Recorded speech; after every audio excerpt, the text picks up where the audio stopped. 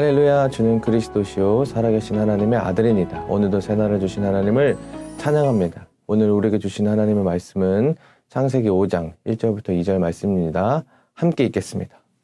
이것은 아담의 계보를 적은 책이니라. 하나님이 사람을 창조하실 때에 하나님의 모양대로 지으시되 남자와 여자를 창조하셨고 그들이 창조되던 날에 하나님이 그들에게 복을 주시고 그들의 이름을 사람이라 일컬으셨더라.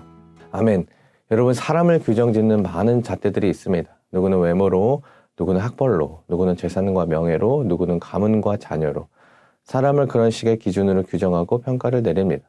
그래서 어떤 사람은 자신이 남들보다 뛰어난 어떤 환경 속에 있다고 생각하여 우쭐대기도 하고, 어떤 사람은 자기가 그렇지 못한 환경 속에 있음을 느껴 좌절감을 느끼곤 합니다.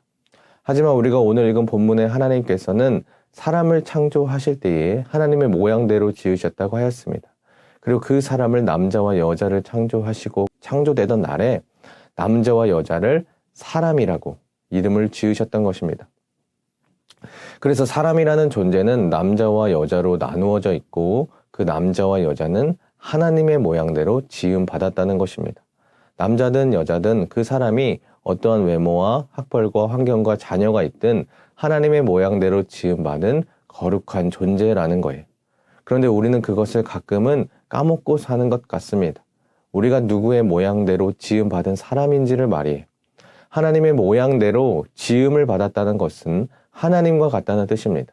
자녀가 부모를 닮듯 사람은 하나님을 닮았다는 거예요. 하나님의 완전함을 사람이 닮았다는 것입니다.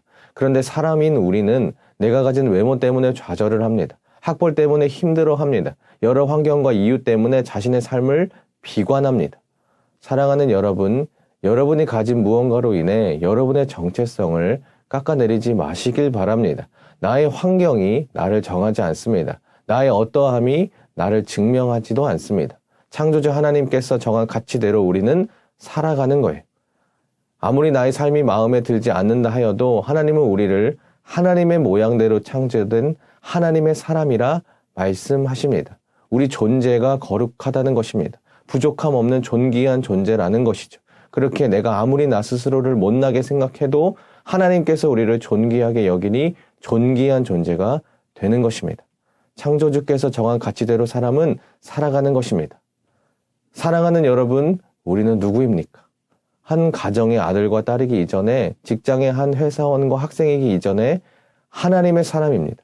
하나님의 사람은 하나님께서 정해주신 가치와 정체성 따라 살아갑니다.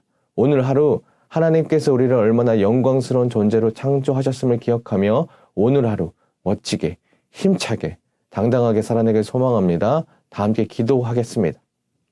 하나님 아버지, 우리가 어떤 존재인지를 기억합니다. 우리가 하나님의 모양대로 지음받은 존재, 하나님의 사람임을 기억합니다. 하나님의 사람은 세상의 가치대로 살아가지 않음을 믿습니다. 하나님께서 나를 정해주신 가치대로, 정체성대로 살아내게 하여 주시옵소서. 세상에게 잠식된 신앙생활이 아닌 세상을 거룩으로 변화시키는 하나님의 임재가 가득한 신앙생활 하게 하여 주시옵소서. 오늘 하루를 축복하여 주시고 힘과 은혜를 강물같이 부어 주시옵소서. 예수님의 이름으로 기도합니다. 아멘.